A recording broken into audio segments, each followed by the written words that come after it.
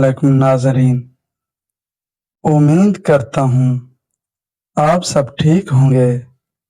जिंदगी के 3 असूल बना लो, इससे जरूर माफी मांगो। जिसे तुम चाहते हो उसे कभी मत छोड़ो, जो तुम्हें चाहता है और उससे कभी कुछ ना छुपाओ। जो तुम पे एतबार करता है, अपनी तमाम मुश्किलों को एक कागज पर लिखें और उसे कूड़ेदान में फेंक दे।